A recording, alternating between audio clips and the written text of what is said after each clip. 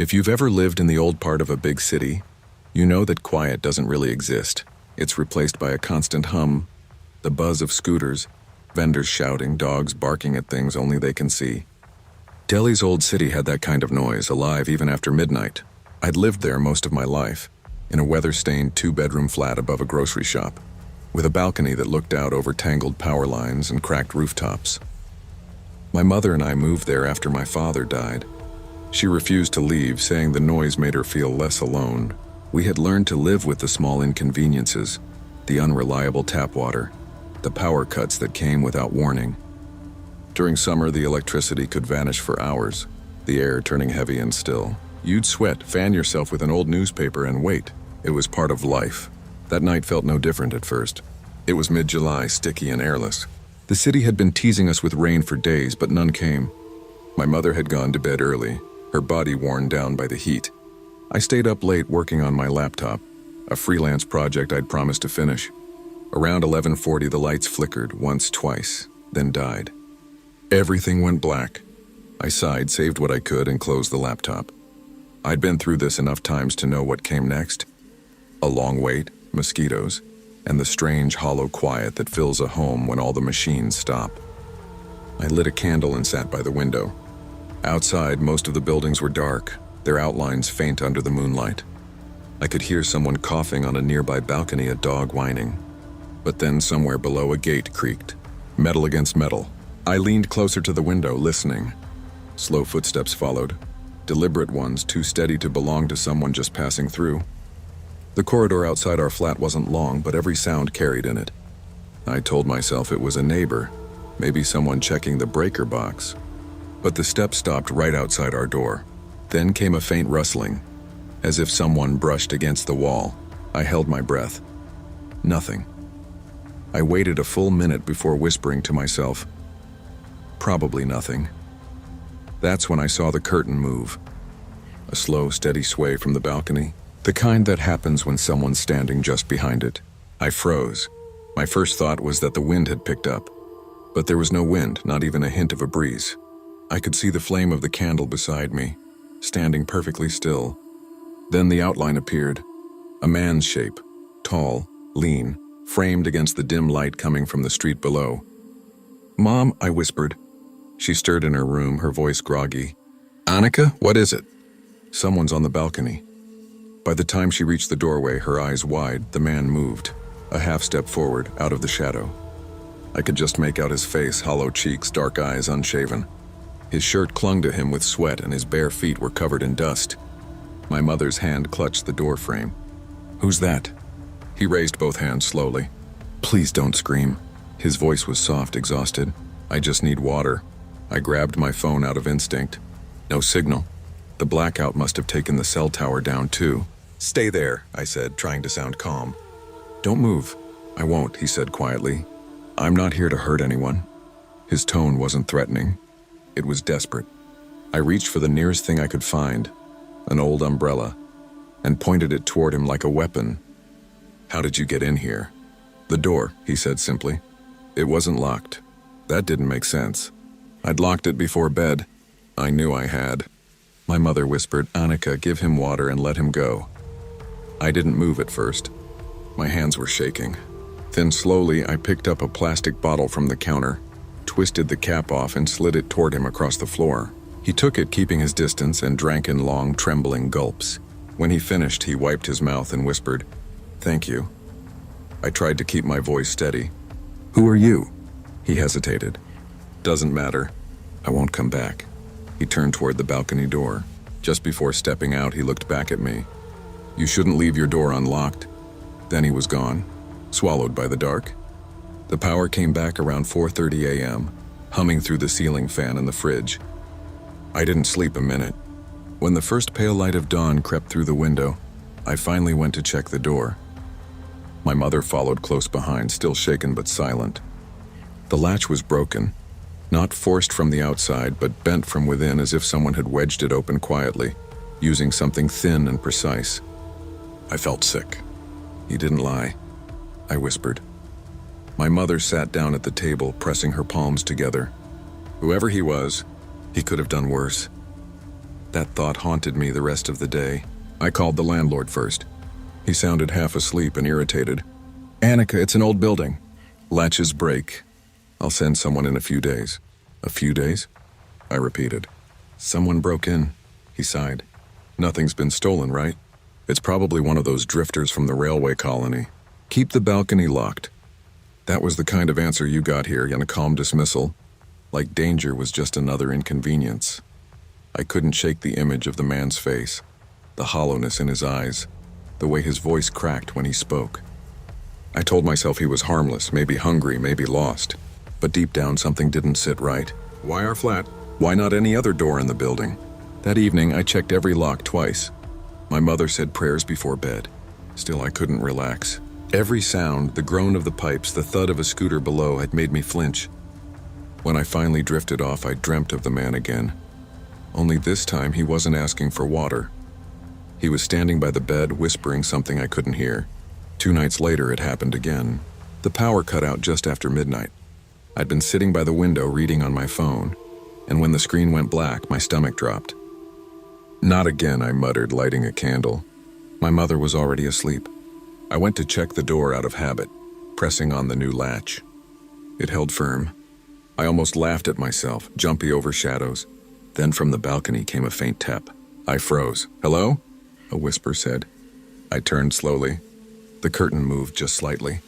This time I grabbed the rolling pin from the counter and stepped forward. Who's there? It's me, the voice said. Don't be scared. The man stepped into view again, same clothes, same hollow face. But now he looked worse. Pale, sweat-slick, shaking. I kept my distance. You said you wouldn't come back. I know. He swallowed hard. But I had nowhere else to go. Please, just a little food. I'll leave. I hesitated. I wanted to throw him out, call for help. But I saw his bare feet again, cracked and bleeding. The human part of me overruled the fearful one. I handed him a piece of bread, keeping my eyes on him. He ate quickly, almost shamefully. Thank you, he said between bites. Oh, you're kind. Kind doesn't mean stupid, I snapped. You broke in twice, he lowered his head. I didn't mean to scare you. I used to live here. Before they tore down the old block, that stopped me cold. You, what? My family had this flat, he said. Then we lost everything. I came back because I didn't know where else to go. The blackout hummed around us, a strange, suspended silence. For a moment I saw not a stranger, but a ghost of the city itself. Forgotten, displaced, invisible. Please go, I said quietly. He nodded. You won't see me again. When the lights flicked back on, the balcony was empty. I didn't tell the police. What would I even say? That a stranger with sad eyes and dirty feet had slipped through our broken lock to ask for water and bread? They'd laugh or worse, not believe me at all. But I did tell the landlord again, demanded a new lock, a stronger door, bars for the balcony. He promised to fix it by the weekend. The next morning I found something on the doorstep, a small brass key, old and worn, tied with a scrap of red thread. No note. I don't know why, but I knew it was from him. That night I finally slept. Not because I felt safe, but because I'd made peace with something. The world outside our door isn't divided neatly into good and bad, safe and dangerous. Sometimes it's just people, desperate, broken, trying to survive the only way they know how. But still, I lock the door every night now, always. And sometimes, when the lights flicker and the hum of the city fades into silence, I think about the man in the blackout, and how close fear and compassion can look in the dark.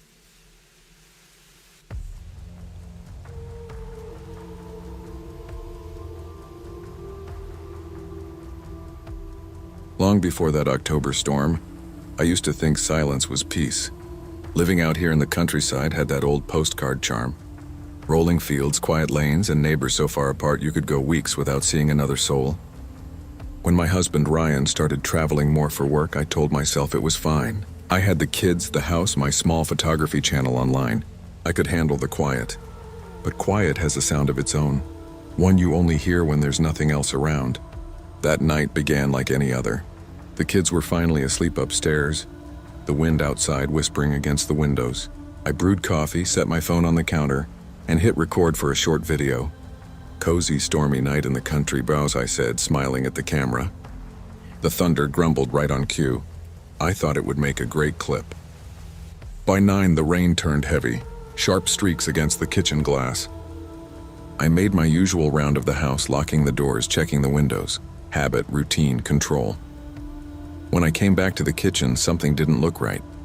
The back door was slightly open, just a crack, barely an inch, but I knew I'd shut it. I always shut it. A pulse of unease rippled through me. The storm howled, shaking the trees outside. For a second, I told myself it was the wind, that maybe the latch hadn't caught. But my gut said otherwise. I stepped closer. The cold air from outside brushed my skin.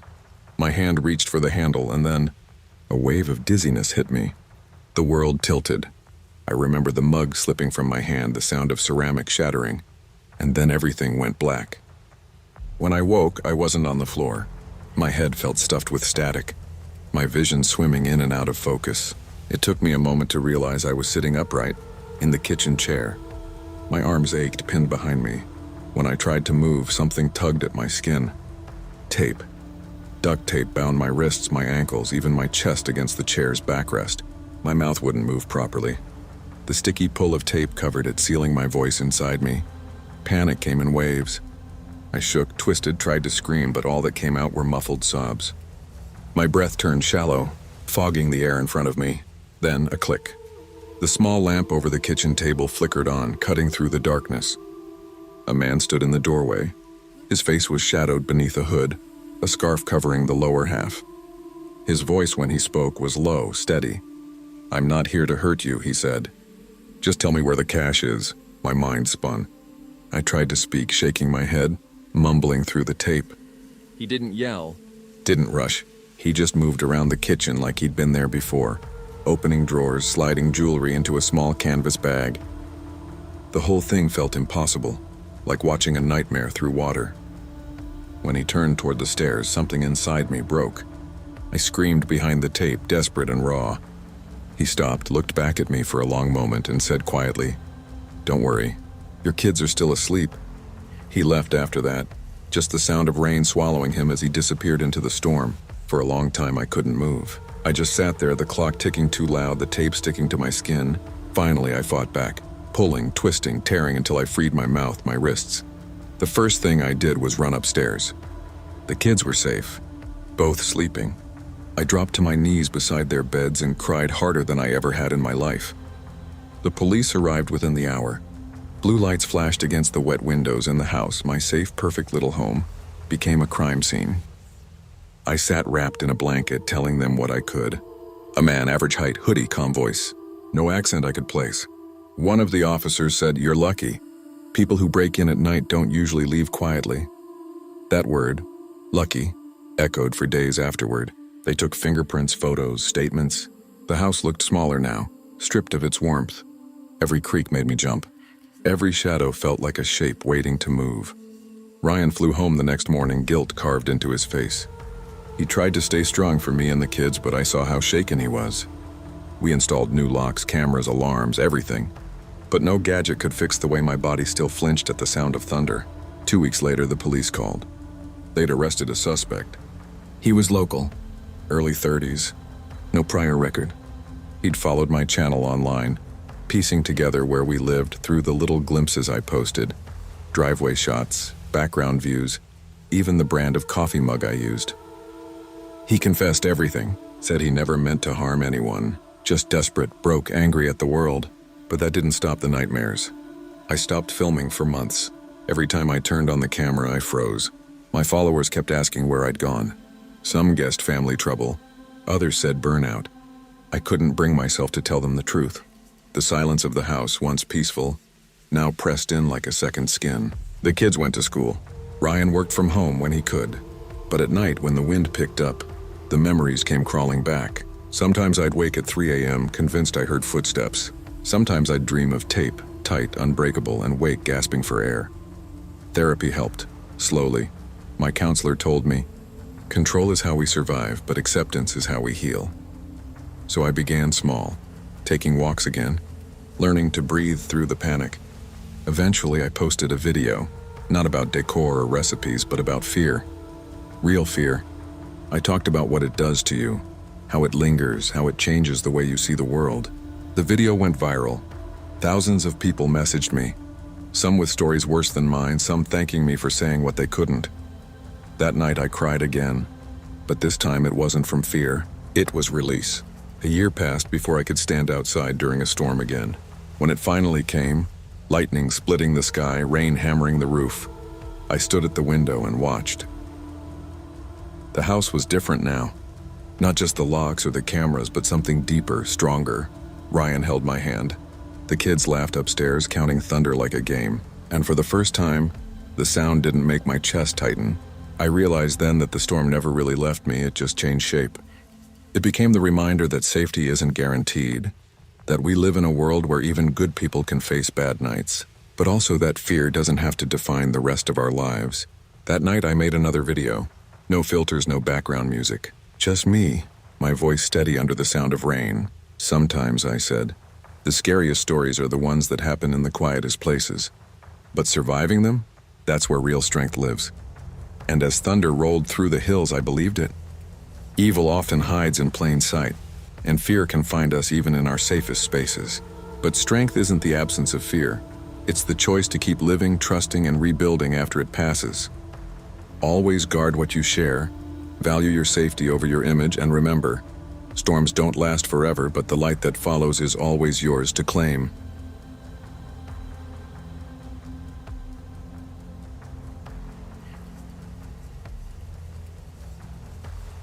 They say New York never sleeps, but from the 34th floor it almost looks peaceful. The taxis are little dots of gold. The sirens just faint color bleeding through glass. I used to love that view, the skyline glittering against the Hudson like it was alive. When I first started babysitting for the Johnsons, I thought I'd made it. I was 20, studying psychology at NYU, and broke enough to take any gig that didn't involve flipping eggs at a diner. The Johnsons were the kind of people who sent Christmas cards in embossed envelopes. Peter Johnson ran a tech firm downtown. His wife Elaine taught art history at Columbia. They had 2 kids, Oliver 8 and little Maisie 4, polite, bright, and funny in that Manhattan private school way. Every Friday they went out to some work dinner or gallery event, and I got paid $50 an hour to order sushi and make sure the kids brushed their teeth. I liked their apartment. It smelled like cedar and expensive candles. The doorman always greeted me by name. When I told my mom where I was working, she said, "Honey, you couldn't be safer than 30 floors up in a building like that." She wasn't wrong. Not then. That Friday started like any other. The air had that early winter bite, the kind that turns breath to smoke before the first real snow. I came straight from campus, still wearing my gray NYU hoodie and jeans. Elaine was in a blue dress, rushing to find her earrings while Peter adjusted his tie. "Nina, pizza's in the fridge. Kids are already in pajamas," she said, kissing her daughter's forehead. "We'll be back by midnight, maybe earlier," Peter added. "You know the alarm code, right? It beeps when we open the door, so don't panic if you hear it." I smiled, confident. "Got it, Mr. Johnson." By 9, the kids were asleep. I reheated a slice of pizza, scrolled through Netflix, and settled on a rom-com I'd already seen twice. Around 11, I made tea, wrapped myself in a blanket, and let my eyes drift shut to the sound of city wind against the glass. The sound that woke me was soft, one small, polite beep. For a second, I thought it was the microwave or maybe my phone. Then I realized what it was. The door alarm. My stomach tightened. I sat up slowly, blinking against the TV's glow. The digital clock on the wall read 11:47 p.m. The Johnsons weren't due home yet. "Mr. Johnson?" I called, voice trembling just a little. No answer. I stood, my bare feet quiet on the marble floor, and glanced toward the hallway. A faint draft swept through the apartment, cold air that didn't belong there. Then a man's voice, low and uneven, echoed from the darkness near the entryway. "You shouldn't be here." I froze. My first thought was Peter's brother or someone else with a key. But there was something in the tone, slow, deliberate, almost rehearsed. I ducked behind the kitchen island, heart slamming in my chest. My hand shook as I grabbed my phone and whispered, "911. The operator's voice came calm and professional. 911, what's your emergency?" "There's someone in the apartment," I whispered. "I'm babysitting. 34th floor, 240 Riverside Tower." The door alarm went off. I heard a man. "Stay on the line, ma'am. Is anyone else in the apartment?" "Yes, the kids, upstairs sleeping." As I said it, my eyes flicked to the baby monitor propped beside the sink. The screen showed 2 quiet rooms bathed in nightlight glow. Then static rolled across it, white noise, lines of interference. For a heartbeat, the image cleared and I saw a face. Not Oliver. Not anyone I recognized. A man's face, pale, close to the camera, staring straight into it. Then the feed went black. I gasped, clapping a hand over my mouth. The dispatcher was saying something I barely heard. My breath came short and fast. "Nina," I told myself. "You need to move now." I crawled toward the hallway, every nerve screaming to run. The man's footsteps echoed faintly from the other end of the apartment. Slow, confident, like he knew exactly where he was going. There was no way out except the front door or the balcony. The elevator needed a keycard and the stairwell was beyond the living room, too exposed. I thought about the kids. I couldn't leave them. The dispatcher's voice came through again.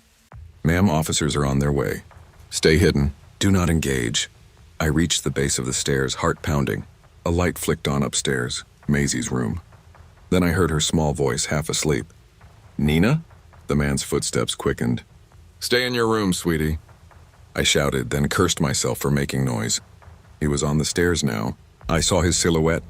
Broad shoulders, dark jacket, moving with awful calm. I grabbed the nearest thing I could, a ceramic mug from the counter, and hurled it. It shattered against the wall beside him.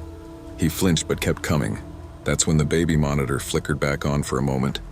I saw Oliver's bed empty. Panic knifed through me until a small hand tugged my sleeve. I turned, Oliver wide-eyed, whispering. I heard something. "What's happening?" "Shh," I mouthed. "Hide behind me." The man reached the bottom step. He was maybe mid-30s, unshaven, eyes cold and wet-looking. He smiled, small, joyless. "Where is she?" he said. I had no idea what he meant. "Who?" He didn't answer. I backed toward the balcony, tugging Oliver with me.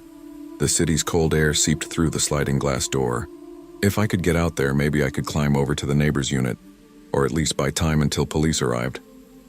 I yanked the handle, the door groaning open, wind roaring in. The man lunged, and then suddenly, from the hall, red and blue lights strobed through the windows. "Police, freeze!" He bolted toward the balcony railing. In one terrifying motion, he swung his leg over and disappeared into the night. They found his footprints on the balcony the next morning, wet boot marks and one partial palm print on the rail. The officers told me he'd climbed up from the 33rd floor, then broke in through the Johnson's sliding door. Elaine arrived home around 1 a.m., pale and shaking when she saw the flashing lights. She pulled Oliver into her arms while I sat on the couch wrapped in a blanket. When the detective asked for my statement, my voice sounded far away even to me. He said I shouldn't be here. He knew where the baby monitor was. He was calm. The detective nodded, scribbling notes. "We'll check security footage." "Did he take anything?" "No," I said. "Just scared the life out of us." 2 days later, I got a call from Detective Morales. His tone was heavy. "Nina, we think we know who the guy was. Does the name Lucas Brent sound familiar?" It didn't. "He's the ex-boyfriend of their previous nanny. She was fired last month. Some incident with the kids, minor stuff. We think he came back looking for her, didn't realize they'd replaced her." I sat on the edge of my dorm bed, the city humming outside my window. "So, he thought I was her?" "Looks that way. You were lucky, Nina. He's got a record, assault, stalking. We've got units searching for him now." Lucky. The word rang in my ears. That night I couldn't sleep. Every time I closed my eyes, I saw that pale face in the monitor, the dead calm in his eyes. I'd replay the sound of that chime, the single beep that changed everything. Weeks passed before I could step into another high-rise.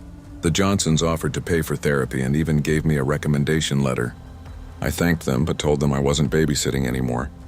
Instead, I started volunteering at a campus hotline, helping students who'd had scares of their own. One girl had woken to find her roommate's ex trying to get in through the fire escape.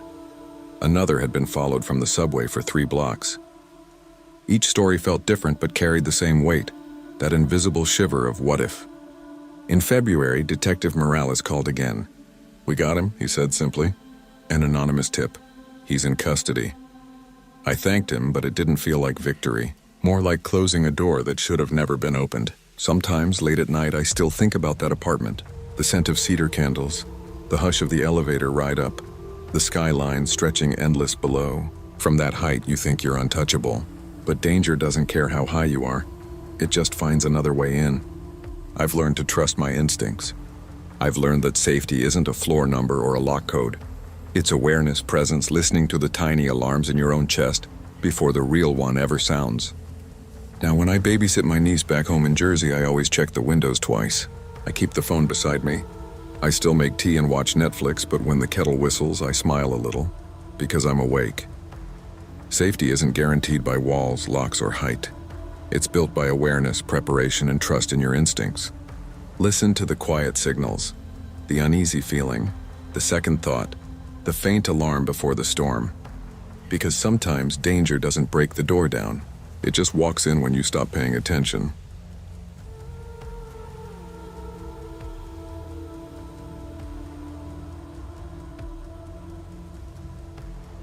I never wanted to build a monument.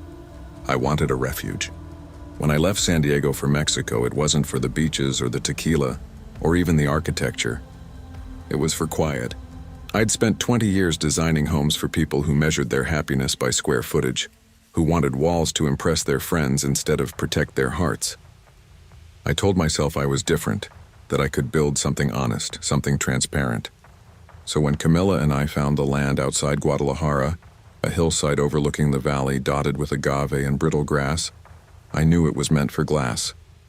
No secrets, I'd said, sketching the plans. Everything visible. Camilla smiled the way she always did when she didn't agree but didn't want to fight.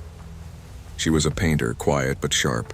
Her studio back in San Diego had been filled with canvases that looked like storms, grays and greens colliding, beautiful but never calm. When we moved, she packed only her brushes and one painting, an unfinished portrait of our daughter, Lucia. I told her the glass house would inspire us both. For a while it did. The light was pure. The walls caught the sunrise like an ocean. From the nursery upstairs, you could see the entire valley. We'd wake to birds tapping the windows, to mornings that felt endless. But beauty has a way of becoming unbearable when life inside it isn't right.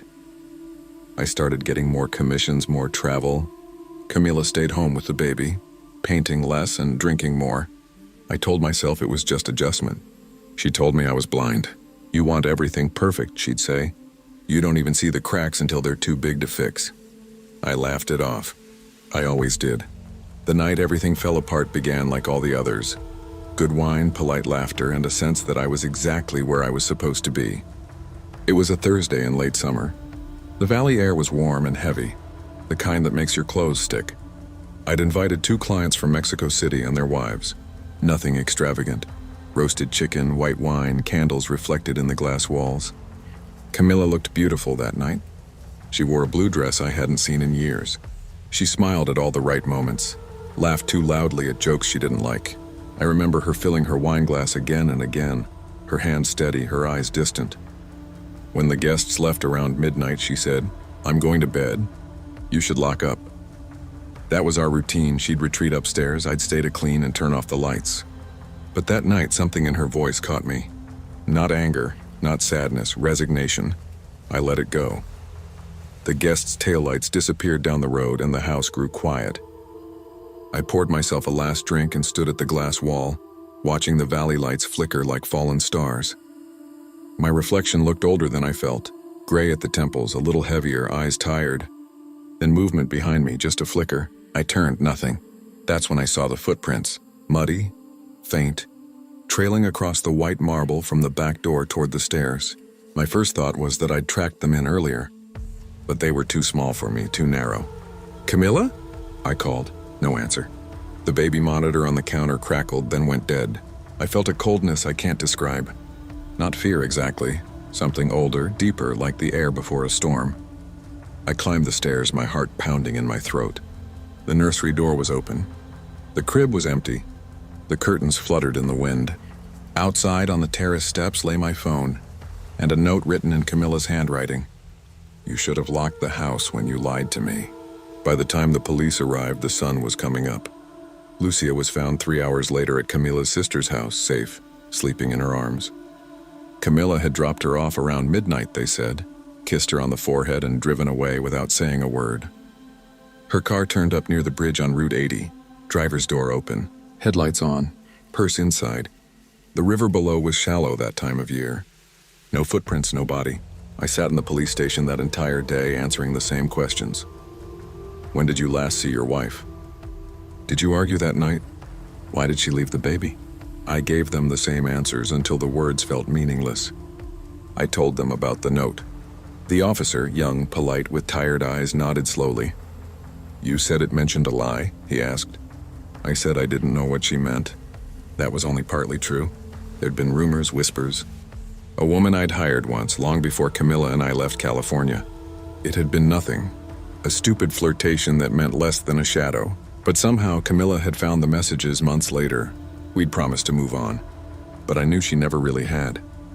After the police released me, I drove back to the house. The valley sun glared off the glass walls. From a distance, it still looked perfect.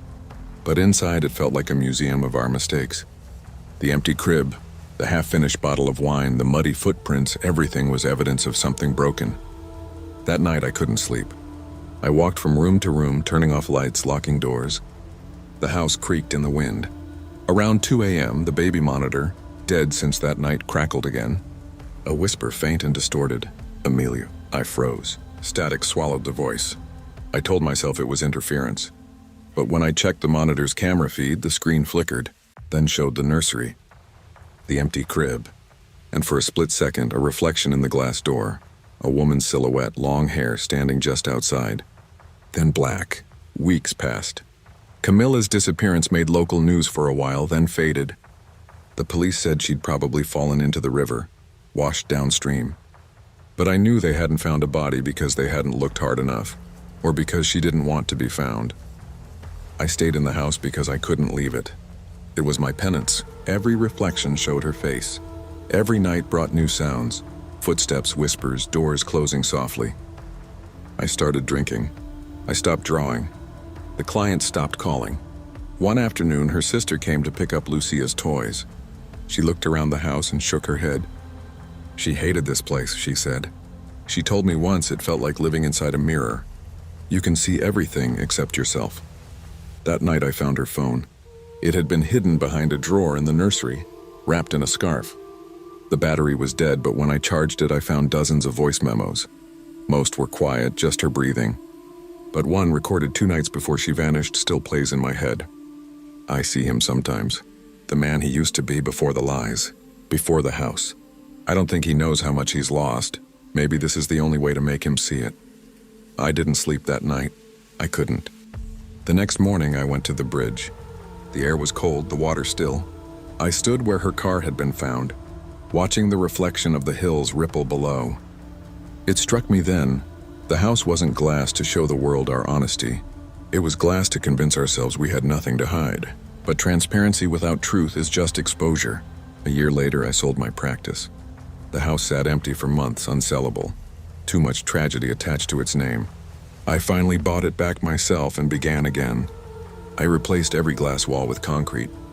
I wanted solidity, something that couldn't shatter or reflect. People thought I was crazy, but I needed walls that could hold secrets, not display them. I live there still, alone. Lucia stays with her aunt. Sometimes she visits on weekends. She's 5 now, curious, bright. She doesn't remember her mother, but she asks about her sometimes. Did Mommy like this house? She asked once. She liked the view, I said. When she runs down the hallway, her laughter echoes off the concrete, not glass. It's duller, quieter, but real. Some nights I still dream of Camilla. In the dream, she's painting by the window, humming softly. She looks up, smiles, and says, "You finally built something honest." I wake to silence, the gray light of dawn seeping through the narrow windows I left uncovered. The valley lies below, same as ever. The bridge glints faintly in the distance. Sometimes I drive there, park, and walk down to the river. I stand where they found her car and I wait for a sign. None ever comes, but the waiting itself has become its own kind of peace. The house no longer feels haunted. It feels empty in a way I can live with. Maybe that's the closest thing to forgiveness I'll ever get. Truth isn't about visibility, it's about honesty. You can build walls of glass, expose every inch of your life to the world. But if what's inside is false, the transparency becomes just another disguise. Real strength isn't in showing everything. It's in facing what you've tried to hide. Emilio built a house without secrets, but learned too late that secrets don't vanish when you make them visible. They only echo louder in the silence. In love, in art, in life, The foundation that endures isn't beauty or openness. It's truth.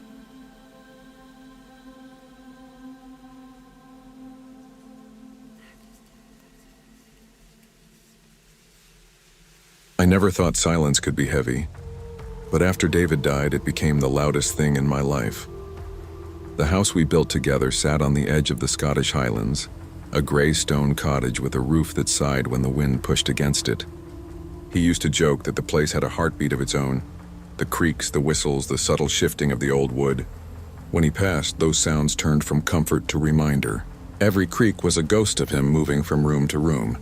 I'd lived there alone for 2 years. People asked why I didn't move closer to town, but I couldn't bear to leave what we made.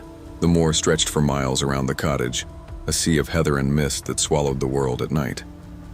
My nearest neighbor was half a mile away, and most days I preferred it that way. The quiet was company I could control, until I couldn't.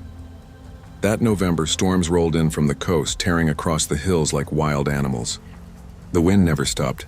It clawed at the windows and rattled the roof slates. I spent those nights by the fire, wrapped in one of David's old flannel blankets, reading whatever book I could manage to focus on. That night was no different, until it was. The power flickered just past 10. The light stuttered and died, leaving the house in a shroud of firelight. I sighed, grabbed another log, and told myself the generator would kick in soon. It didn't. Then, under the hum of the storm, I heard it. The soft click of the garden gate. It was a sound I knew well.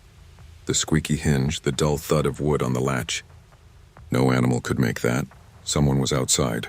I told myself it was the wind, maybe a loose latch, but my stomach didn't believe me. The seconds stretched, the fire cracked, and then came the knock, slow, deliberate, human. "Miss," a man's voice called through the door. "I think I'm lost. My car broke down, please." Every hair on my arm stood up. I took a breath, forcing my voice to stay even. "I'll call someone for you." "You can't," he said. "There's no service out here." He wasn't wrong. The signal dropped during storms. But the way he said it, like he already knew, made me step back. The latch jiggled once. "Please," he said again. And this time the word didn't sound like a plea. It sounded like a command. I grabbed the fireplace poker. My hand trembled. I didn't answer. After a few moments of silence, I heard gravel crunch, footsteps moving away. I waited for relief to come, but it didn't, because minutes later a window upstairs creaked open. The creak from upstairs wasn't loud, but in that dead quiet, it might as well have been a scream. I froze by the fire, listening. "David?" I whispered before I caught myself. Habit. I moved to the foot of the stairs, poker still in hand, every instinct screaming that I shouldn't go up there. But doing nothing was worse. I climbed each step slowly, feeling them complain under my weight. The second-floor hallway was dim, lit only by the moonlight leaking through the curtains. The sound had come from the guest room, the one we hadn't used since before David got sick. When I reached the doorway, I saw it. The window was open just an inch, wind pushing the curtains like breath. Raindrops hit the sill. My heart pounded so hard I thought it would break through my ribs. I crossed the room and slammed the window shut, twisting the lock tight. Then I checked the others, and all locked. Nothing disturbed. Maybe it was the wind, I thought. Maybe the latch was loose, or maybe he had been telling the truth. I forced myself to look outside. The storm had calmed just enough to see the dark outline of the yard. The gate hung open, swaying back and forth. No figure, no movement. I went back downstairs, keeping the poker close. My phone still had no signal, but I tried anyway. Nothing. "Okay," I said aloud, like saying it would make it real. "He's gone. It's over." I didn't believe myself. I threw another log on the fire and sat by the window, waiting for dawn, trying not to look at the shadows that stretched across the walls. But around midnight, I saw something move outside, a flicker of light like someone's flashlight sweeping across the field. Then another. 2 of them. They were searching. I didn't sleep. I couldn't. I watched from the window, keeping the fire low, every sense sharpened by fear. The flashlights moved slowly through the fog. Not random, not lost. Searching with purpose. 2 figures, both tall, both in dark coats. One carried something long, maybe a tool, maybe worse. I thought of calling for help again, but there was still no signal. The landline had been dead for months. The storm last spring had torn the cable, and I hadn't fixed it. I whispered to myself, "You're fine. Just stay quiet." But quiet wasn't protection anymore. Quiet was a trap. After an hour, the lights vanished. I waited, counting the minutes, straining to hear anything beyond the wind. Nothing. At some point, exhaustion caught me. I must have dozed in the chair because the next thing I knew, pale morning light seeped through the curtains. The storm had passed. I checked the yard. Footprints dotted the mud from the gate to the porch, and then around the side of the house. They had been there. I didn't even bother changing out of my flannel pants. I grabbed my coat, keys, and drove straight to town. The sheriff's office in Invermore was small, just a single-story brick building that always smelled faintly of coffee and damp paper. Sheriff Haynes had known David and me for years. When I told him what happened, he frowned but didn't look surprised. "You sure it wasn't just travelers? Storm like that, folks get stranded all the time." "Travelers don't open windows," I said sharply. He sighed, scribbling notes. "We'll send someone out to take a look." "But Eleanor, you live far out. Sometimes wind and fear make a bad mix." "I know what I heard." He nodded but didn't meet my eyes. "We'll check it out." They did, or said they did. That afternoon, Deputy Collins drove out, took photos of the footprints, and left. By evening, he called to say they'd washed away in the rain. No other evidence. I wanted to believe it was over, but that night when I looked out from the kitchen window, the gate was closed again. I hadn't touched it. A week passed. The storm stopped. Life settled back into its old rhythm, or tried to. I told myself it was fine to be alone again, but every night I still checked the windows twice. Then one Thursday I heard it again, the click of the gate. I froze in the kitchen. The clock read 10:14 p.m. I turned off the lights, heart pounding, and peered through the crack in the curtain. A figure stood by the gate, not moving, just standing. "Miss," a voice called. The same voice. "It's me." From before, I gripped the counter. "Go away." I called the police. "I know," he said softly. That wasn't very nice. And then, silence. When the police arrived 20 minutes later, they found nothing. Just footprints again, circling the house, fading into the moor. That was the last time I saw him. Or maybe the last time I knew I saw him. Sometimes when the wind shifts just right, I swear I still hear the click of that gate. Fear is a quiet teacher. It shows us not only what lurks outside, but what we carry within. Trust your instincts, and they exist for a reason. And never mistake isolation for safety. The world is not always cruel, but it never rewards those who ignore the sound of the gate when it opens.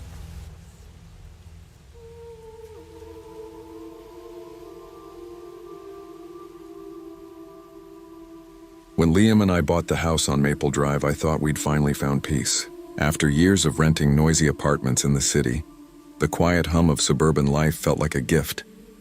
Our place wasn't big, just a semi-detached house at the end of a cul-de-sac lined with maples that flamed red every October.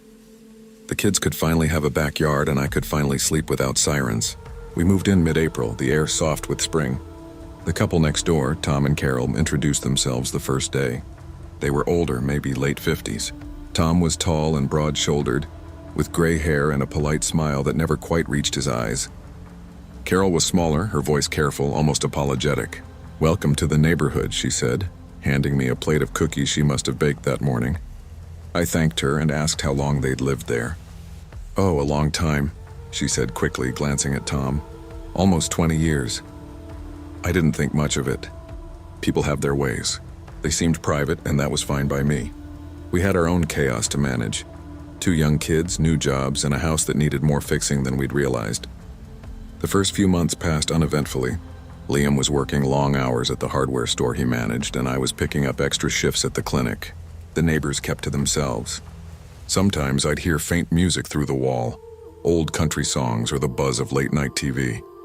I liked to imagine them slow dancing in their kitchen, holding on to years of quiet routines.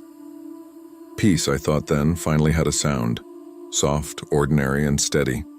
It started on a Thursday night. I'd traded shifts and came home early. The kids were at my sister's, Liam was closing the store, and the house was still. I made tea, sat on the couch, and for the first time that week let myself exhale. Then I heard it. At first I thought it was the TV, muffled voices through the shared wall. But then a woman's voice rose, sharp and trembling. "Please, Tom, stop." Then a crash. My stomach clenched. I muted the kettle. Another sound followed, something heavy hitting the floor. I stood up, heart hammering. Should I call someone? Go over? I hovered near the wall, listening. The house next door went silent. Then faintly, I heard crying. I walked to our front door before I could talk myself out of it. The porch light from next door was off, but a faint glow from inside showed a blurred shape moving behind their frosted glass door. I knocked. Carol, are you okay? No answer. But the shadow moved again, fast, jerky, like someone dragging something heavy. I stepped back, my pulse racing. Carol? I tried again, louder this time. Still nothing. Finally, I turned and walked back inside, locking the door behind me. My hand shook as I texted Liam. Something's wrong next door. He called immediately. Sophie, don't get involved. You don't know what's going on. She might be hurt. If it's serious, call the police. But don't go over there again. I wanted to argue, but deep down I knew he was right. Instead, I sat by the window for hours, watching the darkened house next door. At some point, the light in their kitchen flicked off. The silence that followed felt wrong. We were both asleep when the pounding started. It was so loud it rattled the hallway pictures. I jolted upright, heart slamming against my ribs. Who? Liam started, grabbing his phone. The pounding came again, frantic, desperate.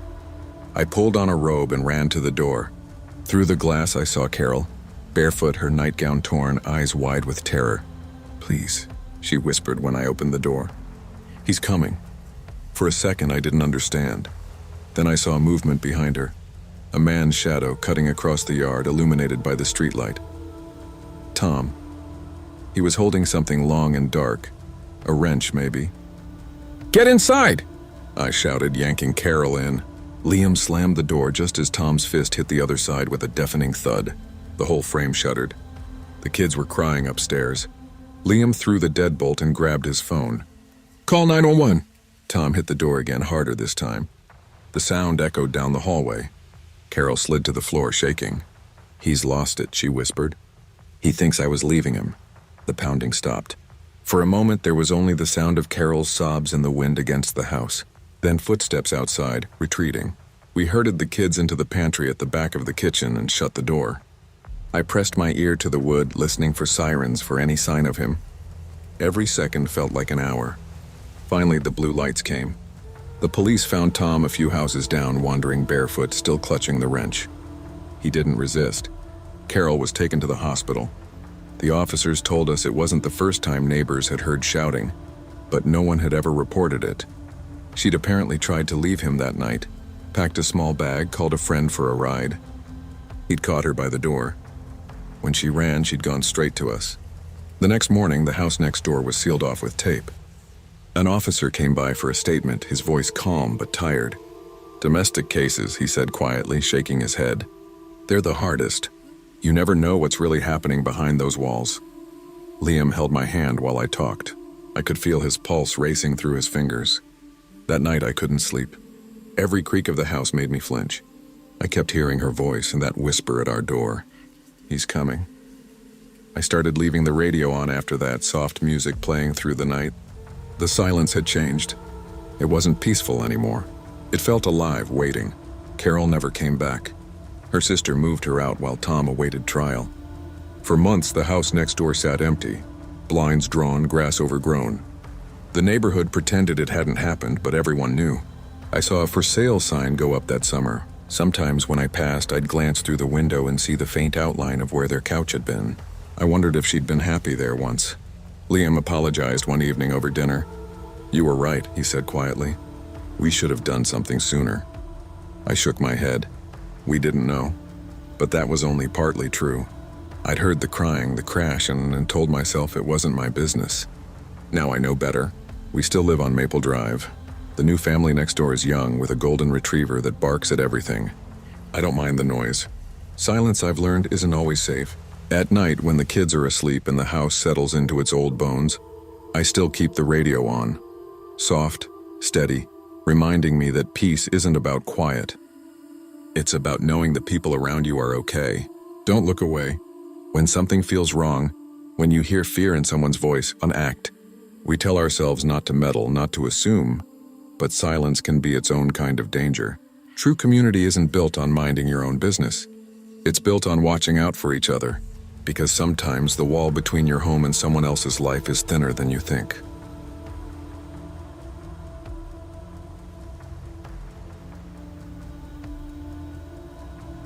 I used to think suburbs were safe. That was the whole point of moving there, safety. After our second child, Claire and I wanted somewhere quiet, somewhere predictable.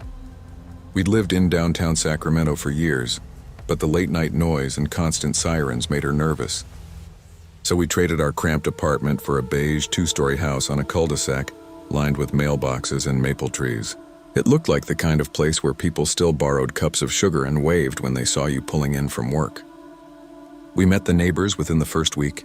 The Millers on one side, retirees with more lawn ornaments than I could count, and the Lamberts on the other, a young couple with twin boys. Everyone was polite, chatty in that surface-level way, and for the first time in years I felt like we'd done something right. Claire seemed happier too. She took morning walks with the baby stroller, our 4-year-old Lily, riding her scooter ahead of her. I'd catch them from the window sometimes. Claire's hair tied up, the stroller rolling smooth, sunlight spilling across the sidewalk. It was the picture of normal. We'd been there about 3 months when I decided to host a small dinner. A couple of friends from work, Claire's sister and her husband. We cooked, laughed, drank wine, nothing wild. Around midnight, after everyone left, I went outside to take out the trash. That's when I noticed the flower pot by the front steps looked off-center. It took me a second to realize what was missing: the spare key. I'd kept it under there since we moved in. A dumb habit, but one I never questioned. "Claire?" I called inside. "Did you move the key?" She looked up from the sink, frowning. "No, why?" "It's gone," she shrugged. "Probably fell somewhere in the dirt." I wanted to believe that. I knelt down digging through the soil, but there was nothing. Still, I brushed it off. Probably dropped when I watered the plants. By the time we locked up and went to bed, it was past 1 in the morning. The house was quiet except for the hum of the AC. I fell asleep fast, but at 3 a.m. Claire shook me awake. Her voice was sharp, trembling. "Jake, the monitor." I sat up, disoriented. "What?" "Someone's in the nursery." I'll never forget the sound of the baby monitor that night. The faint static, the low hiss of air, and under it, something else. A whisper. I jumped out of bed, heart hammering, and sprinted down the hall. The nursery door was half open, swaying slightly. The nightlight glowed faintly on the wall. Inside, someone was standing by the crib. A man. He was tall, wearing dark clothes and a baseball cap pulled low. His hand hovered over the crib and I heard him whisper something. I couldn't make out the words, but they froze me in place. "Hey," I shouted. He turned his head, startled. His eyes caught the dim light, wide, panicked. Then he bolted. He didn't go for the door. He went for the window. Glass rattled as he disappeared into the night. I rushed to the crib. My son was crying unharmed. Claire appeared behind me, clutching Lily to her chest. "Jake, oh my God, who was that?" "I don't know," I said, breathless. "Call 911. The police arrived within 15 minutes. Lights flashing against our windows, the whole street awake now. The neighbors came out in robes, whispering. I gave the officers everything I could. What he looked like, the direction he ran, how long he'd been there. When they finished searching the yard, the detective, a man named Ruiz, came inside. He held up something small and black. "Found this inside your baby monitor," he said. It was a tiny camera lens, no bigger than a pencil eraser. Claire's face went pale. "That's not ours." Ruiz nodded grimly. "Someone modified it." "This wasn't a break-in for valuables," my stomach dropped. "You mean he's been watching us?" "Could be." He paused. "Have you had any work done in the house recently?" Claire and I looked at each other. "Yeah," she said quietly. "Last month. A security installer. Cameras, alarms, that kind of thing." Ruiz's eyes narrowed. "You still have his information?" I nodded slowly, dread pooling in my chest. "Yeah, it's in the drawer." The installer's name was Kevin Moore, mid-30s, short, neatly dressed, with that friendly salesman smile. He'd come recommended through an online ad. I remembered how polite he'd been, taking off his shoes before walking in, explaining everything clearly. Motion sensors, cameras, app setup. He spent nearly 5 hours in our house that day, setting up cameras in the entryway, back porch, and nursery. Claire had been home the whole time. He was nice, she told the detective. Maybe too nice. Talked a lot about how families should feel safe. Detective Ruiz jotted that down. Did he work alone? No, he said his assistant called out sick. When they left, Ruiz promised they'd look into it. I spent the rest of the night sitting by the window with a baseball bat across my lap. The next morning, I checked our security system myself. The cameras worked, but when I logged into the app, I noticed something odd. There was another user account listed, one I hadn't created. Guest01. I deleted it instantly and changed every password I could think of. Wi-Fi, router, system login. Then I tore apart the flower pot and threw it in the trash. Days turned into weeks. The police never found him. Ruiz said Moore's business had dissolved, his office empty, phone disconnected. Probably operating under a fake name, he said. Claire couldn't sleep after that. Neither could I. We started keeping the bedroom door locked at night. Every sound, the creak of a floorboard, the hum of the fridge, that made us jump. Neighbors started avoiding us. I could see it in their eyes and the quiet judgment. Bad things didn't happen here. Not in their perfect suburb. Then one night around 2 a.m., I woke to the faint sound of static again. The baby monitor. I sat up, pulse quickening. The screen was darkened, but the sound was there. Not crying, breathing. I unplugged it, threw it against the wall. Claire woke with a start. What is it? Someone was on the feed. We packed the kids into the car and drove straight to her sister's house across town. I didn't go back until morning. When I did, I found a note under the doormat. 2 words, nice family. We sold the house within 3 months. Claire didn't want to, but she couldn't walk past that nursery without crying. I couldn't either. We moved to an apartment complex downtown, smaller, noisier, but somehow safer. There's comfort in noise now. I changed careers after that. Started working for a home security company, the legitimate kind. It felt ironic at first, but also right. Sometimes when people call nervous about small things, a missing key, a flickering camera light, I tell them, change the locks anyway. I never mention what happened to us. Not the missing key, not the whisper in the nursery, not the camera hidden in the monitor. Some things are better left unspoken, but every time I see a flower pot by a front door, I think about how easy it is to confuse safety with habit, because safety isn't the locks you buy. It's the ones you build in your mind, the ones that make you pay attention before something happens, not after.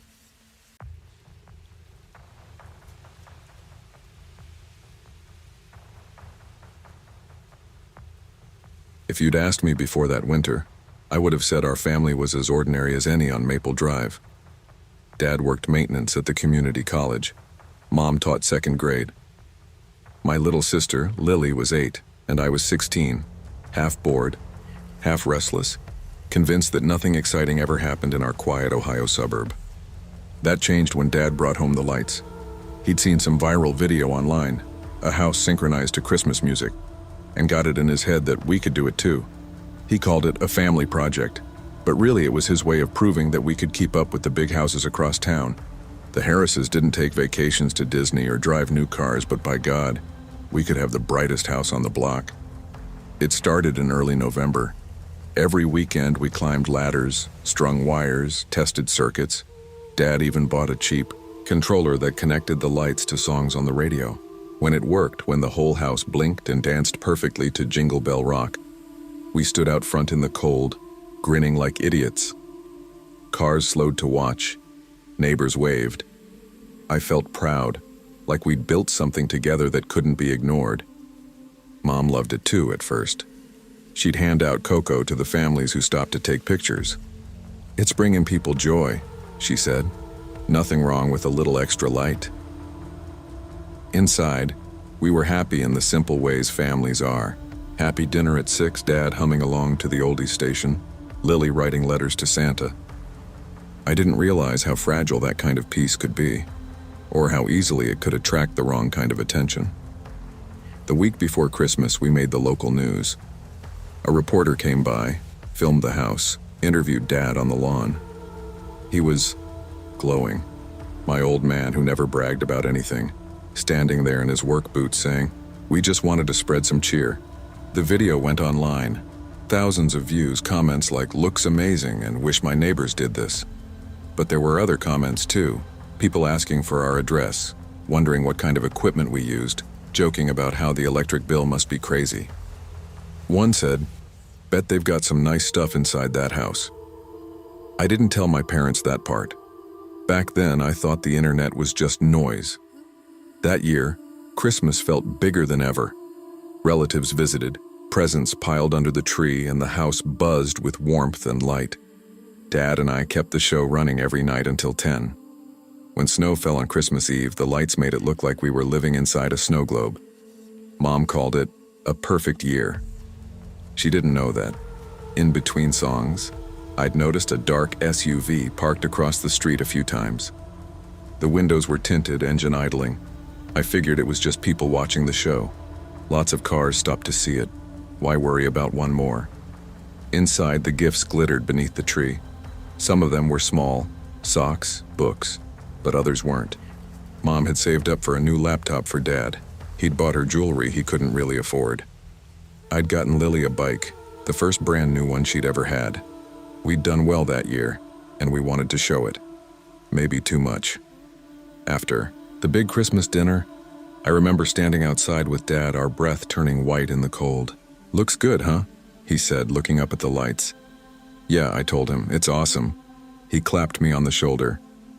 "You helped make this happen. That means something." I wanted to believe him, but when I looked down the street, the other houses were dark, ordinary. For the first time, our brightness made me uneasy, like we were shouting in a place meant for whispers. 2 nights after Christmas, we were finishing dinner when the power flickered, then went completely out. The sudden dark felt strange. No hum from the fridge, no glow from the windows. Lily squealed. Mom said, "Must be the storm," though there wasn't one. Dad grabbed a flashlight and went to the garage to check the breaker. I followed a few steps behind. The air felt colder near the door. I heard him curse softly. Damn things tripped again. Then a crash, a door slamming open. Before I could move, 3 men burst in from the side door, faces hidden under ski masks. One shoved Dad against the wall. Another waved a gun.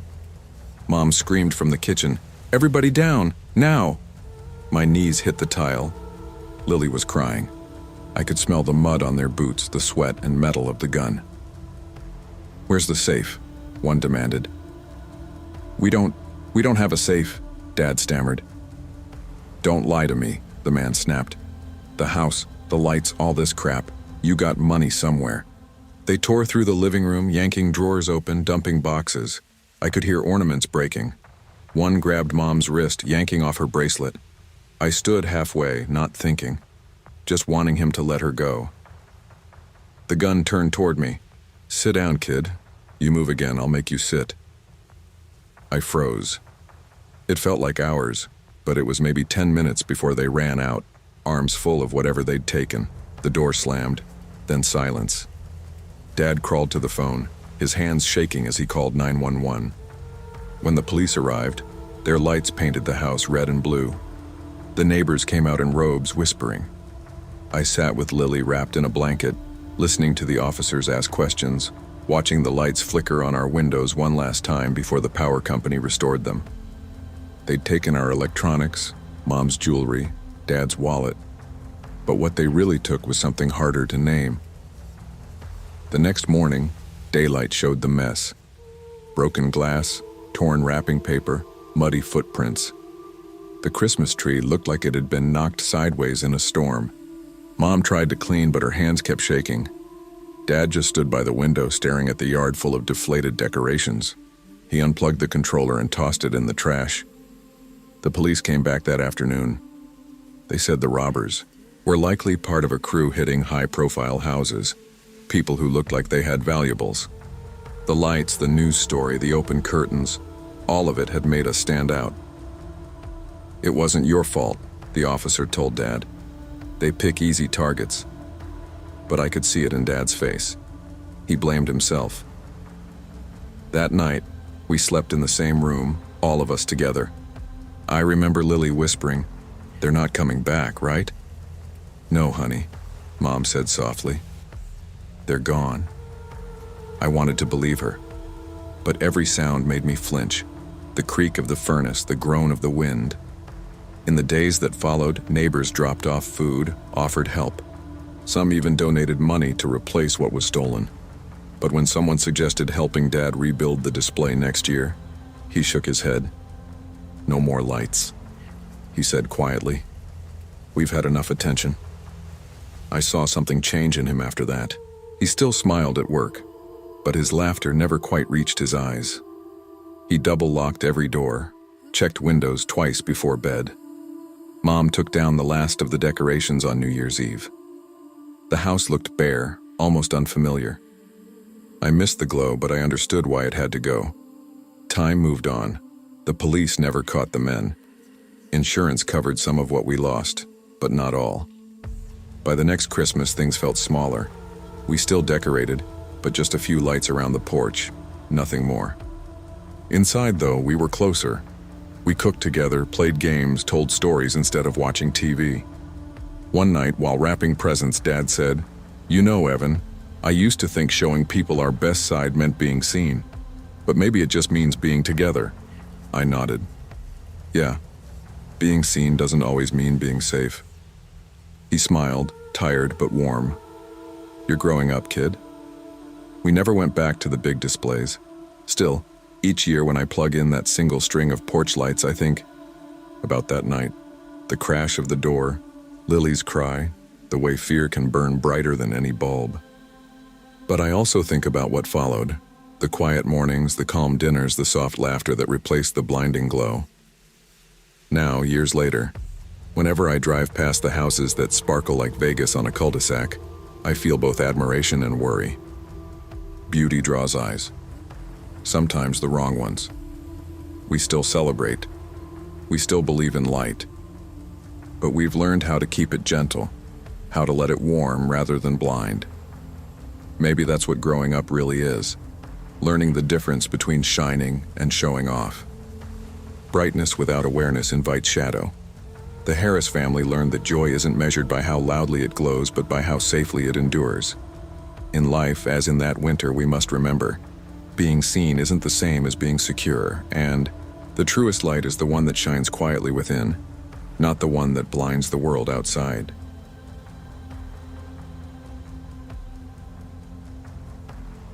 I used to think the ocean could wash anything clean. Maybe that's why I chose to live near it. For the sound, the distance, and the illusion that salt water could scrub away the things I didn't want to remember. My name's Leah Carter. I live on the coast just outside Cannon Beach, Oregon. The house isn't much, just a weather-worn bungalow tucked against the dunes, but it's home. My husband, Rick, works nights with the Coast Guard, and I work as a wildlife rescuer for a small nonprofit. My days are full of injured seals, tangled pelicans, and the occasional fox that strays too close to the highway. The only one who keeps me company most nights is Max, my German Shepherd, 100 pounds of loyalty and fur. He came from a rescue shelter, nervous around strangers but fierce when it mattered. When Rick's gone, Max is my shadow, padding beside me through every creak and whisper of the old house. That March evening had been calm. The air was heavy with brine, the kind that sticks to your skin, and the moon was a sliver over the water. I was sitting at the kitchen table sorting through intake forms for a stranded seal pup when Max started barking. Not the casual "there's a raccoon outside" bark. It was sharp, guttural, the sound he made when something wasn't right. "Max, enough!" I called from the doorway. He didn't stop. His body was pressed against the back fence, tail stiff, teeth bared at the dark stretch of trees beyond the yard. I grabbed my flashlight, pulled on Rick's old flannel, and stepped out into the wind. The beam cut through mist and dune grass. "Max!" I shouted again. Silence. Then the sound of paws thudding against the earth receding. I ran to the gate, but it was wide open, the latch hanging loose.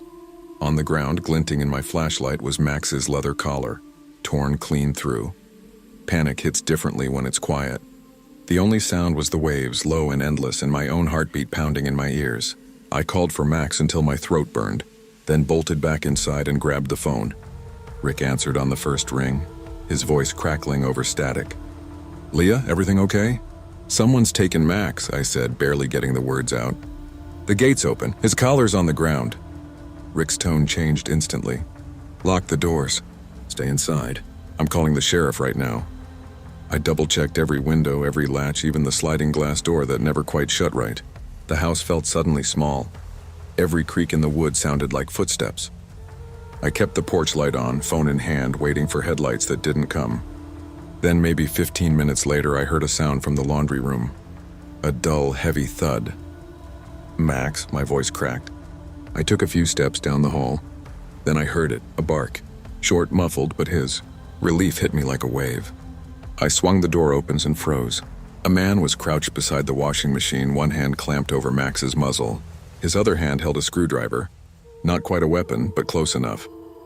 "Quiet," he hissed. His eyes darted between me and the window. "I don't want trouble. I just need your car keys." My hands trembled as I pointed to the counter. "There, please, just take them." He moved fast, snatching the keys, then looked at me once more. "You're lucky your dog listens." Then he was gone, the door banging open, footsteps fading into the night.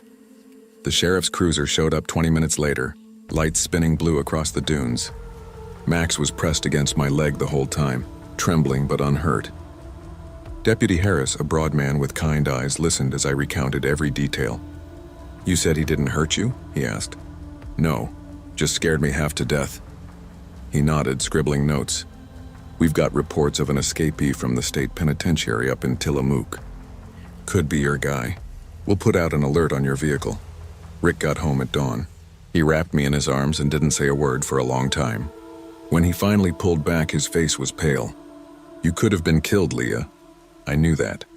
The thought kept replaying. How close he'd been, how easily it could have gone wrong. 2 days later, the police called. They'd found my truck 20 miles north, crashed against a guardrail. The driver was dead. Escaped convict named Daniel Boyd. Armed robbery, 2 prior assaults. For a long time, I couldn't sleep. Every sound outside felt like footsteps returning. Max barely left my side, sleeping at the foot of the bed, growling at shadows. Rick took extra shifts so he could be home during the day, and I threw myself into work. Rescuing, healing, fixing. It was the only way I knew to quiet the noise inside my head. By summer, the nightmares had eased, but the fear lingered in small ways. Locking the car twice, checking the back door even when I knew it was shut. One afternoon, I was driving back from a rescue call, a pelican tangled in fishing line, when I realized I'd started taking the long route home without thinking.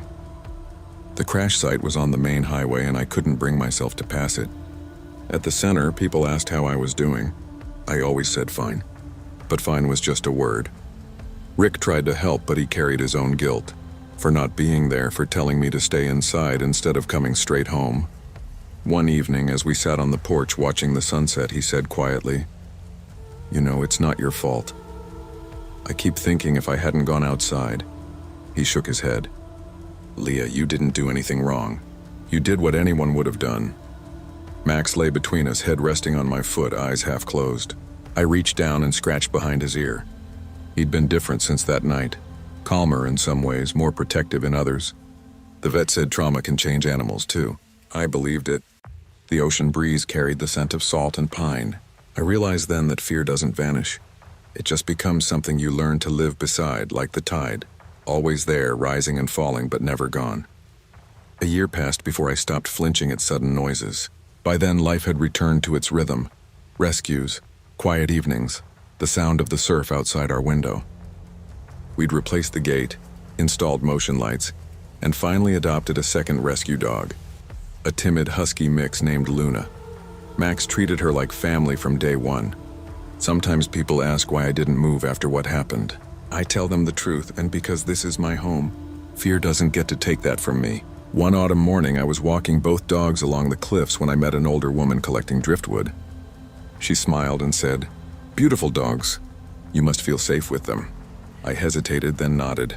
"Safer than I used to." She laughed softly. "It's funny. Sometimes the ones we save end up saving us." Her words stayed with me long after she walked away. That night, as I sat by the fire with Max's head in my lap, I finally understood what she meant. The world isn't predictable. It can turn on you without warning. One moment calm, the next chaos. But the things we love, the living bonds we build, those are what pull us back from the edge. Courage isn't the absence of fear. It's learning to move forward despite it.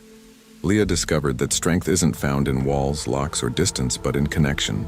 To others, to the creatures we protect, and to the part of ourselves that refuses to surrender to fear.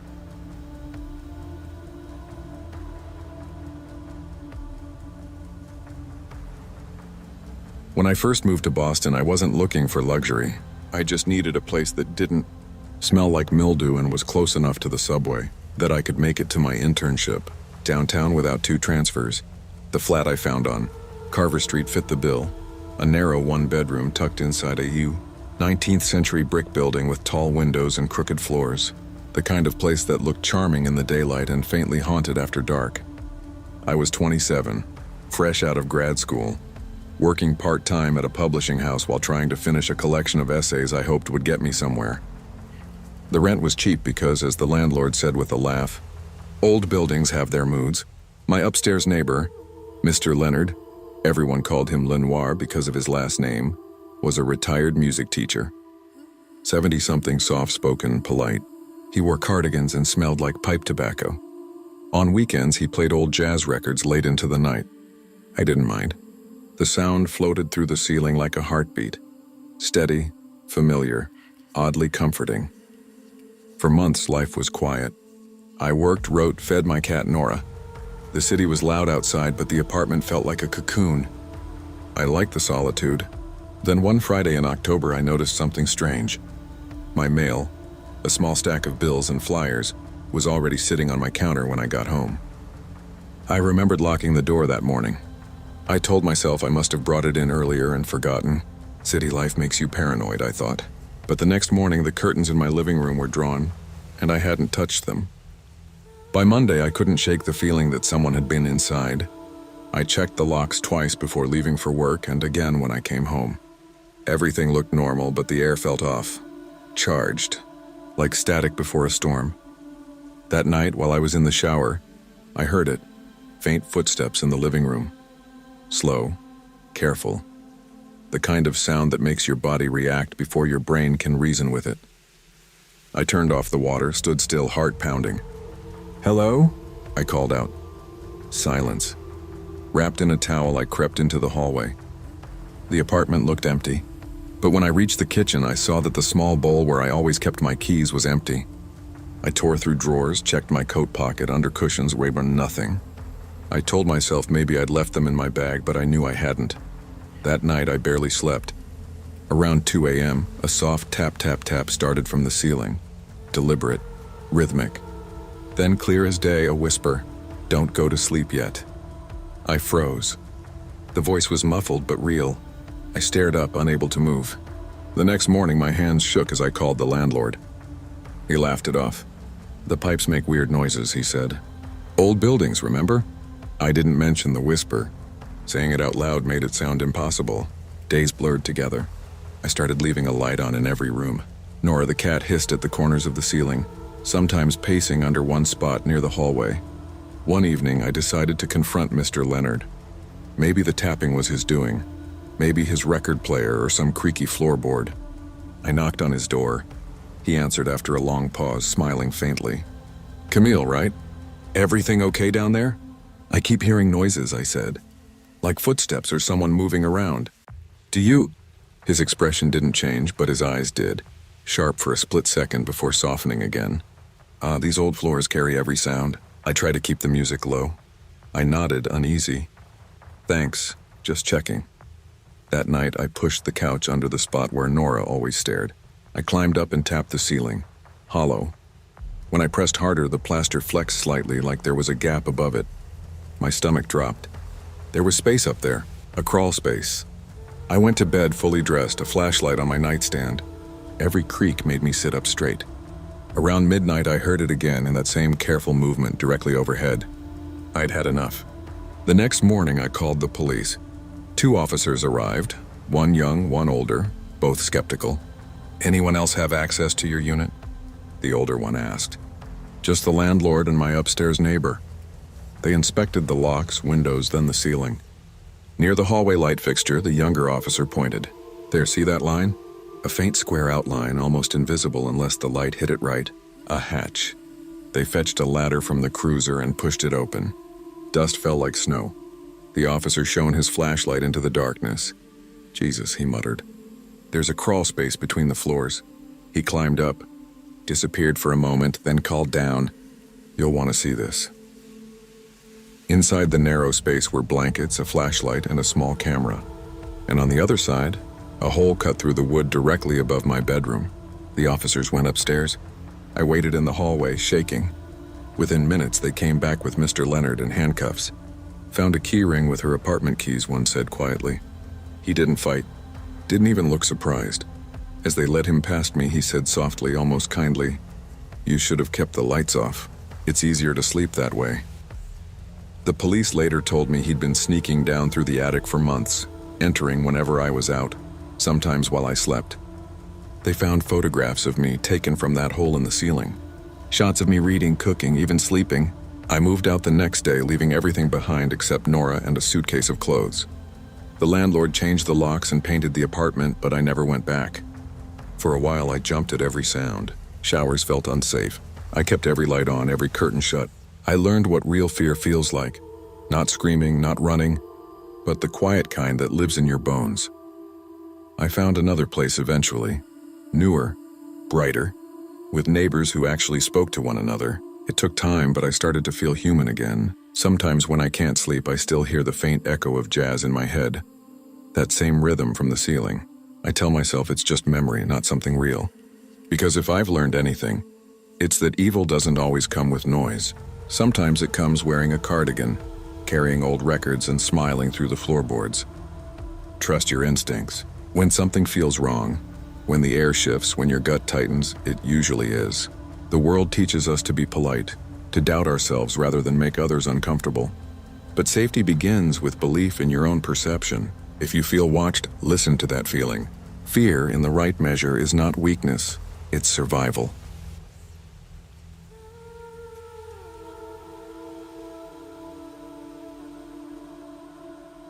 When I was 8, my father told me the river behind our house could remember voices. If you spoke your secrets into the current, it would keep them forever, rolling them over the stones, whispering them to no one. I used to believe him. I'd stand at the edge, mud between my toes, and tell the water everything.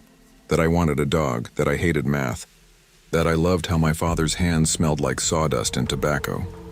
Years later, when he passed, I found myself thinking about that river again, how it never stopped moving, even when everything else did. I hadn't planned to go back.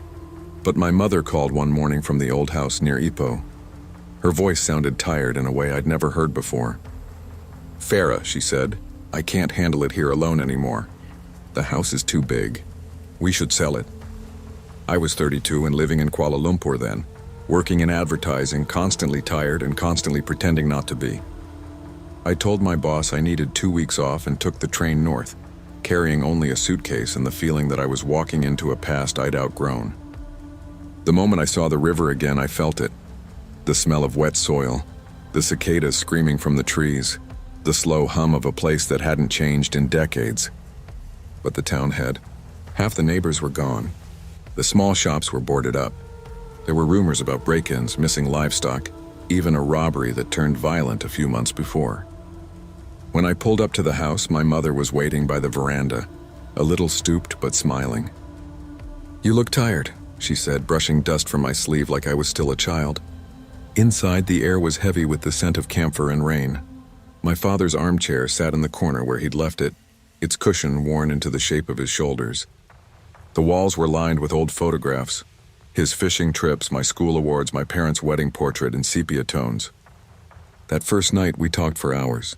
She told me about the offers she'd received, none good enough, and how the new families who'd moved nearby didn't stay long. "People say the river floods too easily," she said, lowering her voice. "And there's talk of thefts lately, boats coming at night." I laughed it off, but her eyes stayed fixed on the window. "It's different now, Farah. The river isn't what it used to be." At the time, I thought she meant the weather. The first night back, the humidity wrapped around the house like a wet blanket. I could barely sleep. I lay on my old bed, fan whirring overhead, listening to the night insects. Every sound seemed amplified. The croak of frogs, the rustle of palm leaves, the soft lap of water against the shore. Around midnight, thunder cracked across the hills. Rain followed, thick, violent, relentless. I closed my window before it could soak the curtains. That's when I heard it, a low, distant growl that wasn't thunder, steady, mechanical. It took me a few seconds to realize it was an engine, a boat engine. I sat up and peeked through the slats. Out on the river, a faint light wobbled, a flashlight or a phone. The silhouette of a small motorboat drifted slowly near the bank. 2 figures stood in it. I went to my mother's room. She stirred when I entered. "Mom, there's someone on the river," I whispered. She sat up, frowning. "Probably fishermen. They come sometimes when the tide's high." "In a storm?" She sighed, pulling her shawl tighter. "People need to eat, Farah. Go back to bed," I tried. But even after the thunder faded, I could still hear the soft drone of that engine. It didn't leave until almost 2 in the morning.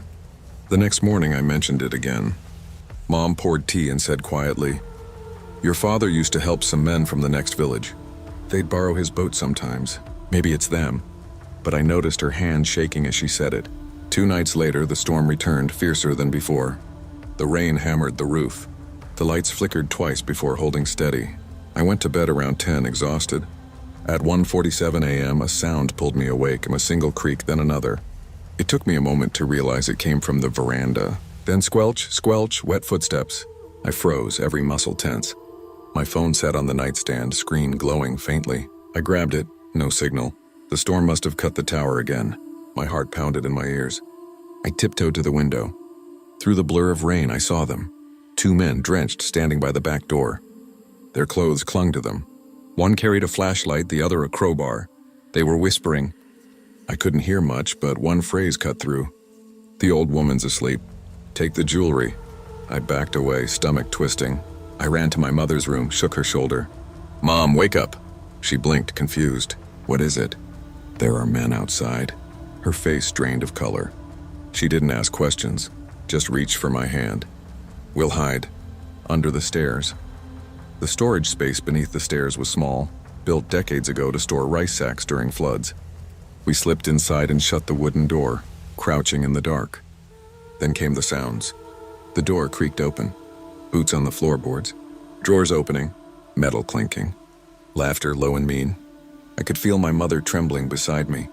"They'll leave," I mouthed. She nodded, eyes glistening. Minutes dragged like hours. Finally, silence. We waited 5 more minutes before I dared to move. I eased the panel open, my legs shaking. The living room was a wreck. Drawers ransacked, mud smeared across the tile. And then I saw him. A man sat in my father's armchair, dry, calm, smoking. He looked up at me through the smoke. His voice was almost gentle. "You shouldn't have come back here." For a second, I couldn't breathe. My mother stepped beside me, her voice shaking. "Who are you?" "Get out of my house!" The man didn't move. He took another drag from his cigarette, eyes steady. "Your husband and I had a deal once," he said. "He promised things he couldn't give." I swallowed hard. "What deal?" He smiled faintly. "Doesn't matter now. But this place, it should have stayed quiet." "Please," my mother whispered. "Just go." He stood then, slow and deliberate. His wet boots left perfect prints on the old rug. "Your father was a good man," he said. "He just didn't understand that good intentions can ruin people." He dropped the cigarette in the ashtray, my father's ashtray, and walked toward the door. For a moment, lightning flashed, illuminating his face. It was lined, tired, older than I expected. When the thunder rolled again, he was gone. I rushed to lock the door, my hands shaking. "Mom, what was he talking about?" She sank into a chair, staring at the river through the rain-streaked glass. "Your father helped people after the flood," she said finally. "Families who lost everything. One man, he wanted more than help. He wanted a partnership. Your father refused. There was a fight. I thought it was over." "Who was he?" She hesitated. "His name was Rahim. He left after that night. I never saw him again." The power flickered, then went out. We sat there in the dark, the sound of rain swallowing everything. By morning, the police were there, 2 officers, polite but detached. They looked around, took photos, wrote notes. "No sign of forced entry," one said. "Could be the storm pushed the door loose." I told them about the man who spoke to us. They exchanged a glance. "Any idea who he might be?" I hesitated. "Maybe someone my father knew. His name might have been Rahim." One of them nodded slowly. "Rahim bin Hassan? He drowned in this river 8 years ago. Boat capsized during a flood." My mother's breath caught. "That can't be," the officer shrugged. "People talk. But we found his ID back then." When they left, I stood by the riverbank. The current was brown and fast, swollen from the rain. Near the waterline, a single cigarette butt rested on the mud, damp but unburnt. I bent down, staring at it. My father's brand. Behind me, Mom said softly, "Some debts never wash away." That evening, we packed our things. The house would be sold no matter the price. As we drove away, I looked back at the river one last time. The water shimmered in the fading light, calm now as if nothing had happened. But I knew better. Some places remember, some houses too. Coming home can mean more than returning to a place. It means facing what time has buried. The past, if ignored, has a way of waiting for us in silence. Never assume safety and familiarity. And never forget that the choices of one generation ripple through the next, like a river that never stops carrying what it's been given.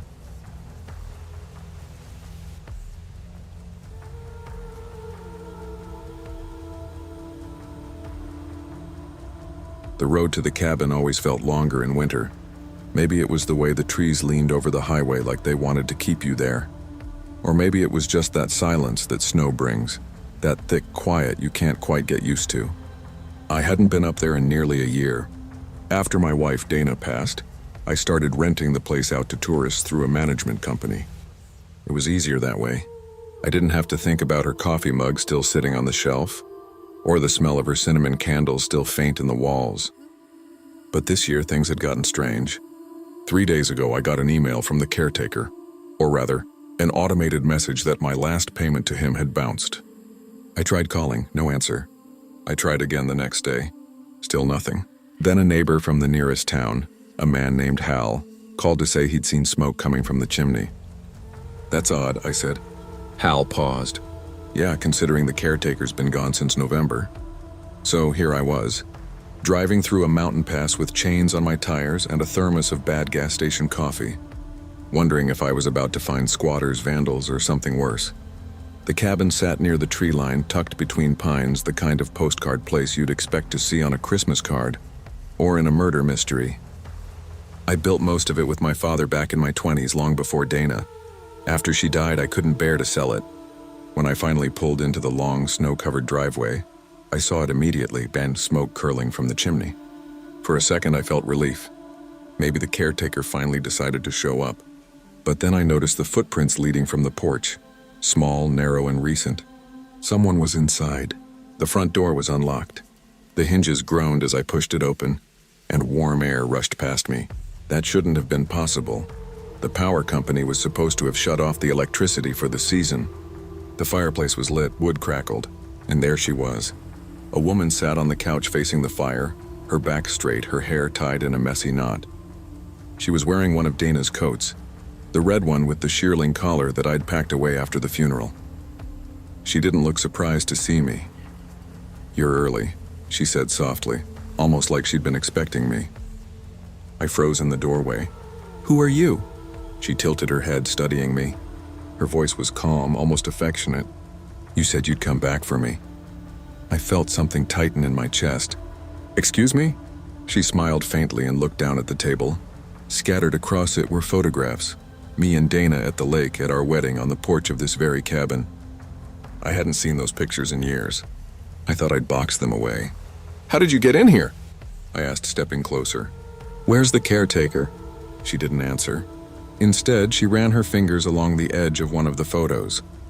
"You shouldn't have left the door unlocked all those winters," she said, her tone suddenly sharper. "Things get in when you're not looking." Something in the way she said it made my skin crawl. I took another step forward, ready to demand answers. But when she looked up at me, the firelight caught her eyes, and for a fraction of a second I thought I saw something I recognized. Not her face exactly, but the way she was looking at me, like she knew every mistake I'd ever made. And then she stood, slow and deliberate. "You really don't remember, do you?" "I don't know what you're talking about," I said. Her smile flickered, then vanished. "You will." I must have blinked because the next thing I knew, the fire had burned low and the woman was gone. I called out, checked every room, even the back shed, nothing. But her footprints were on the floor, melting into wet streaks. The coat she'd worn was draped neatly over the arm of the chair. My pulse hammered. Maybe I'd fallen asleep standing up. Maybe the long drive and the lack of sleep were catching up to me. Still, I walked through the cabin room by room. Everything was in its place, and except for the photos. They were all laid out on the table, arranged like a timeline of my life with Dana. I sat down, staring at them. The last picture, one from our final trip before she died, had a faint smear on it like a fingerprint. Mine, hers, someone else's? The wind howled outside, shaking the windows. I pulled out my phone, but there was no signal. The power was weak, the lights dim. I stoked the fire again, more for comfort than warmth. That's when I heard it, the soft creak of a floorboard upstairs. I froze. There hadn't been enough time for anyone to climb the staircase since I'd checked. I grabbed the old snow shovel from beside the door and started up the steps, heart pounding. The bedroom door was open.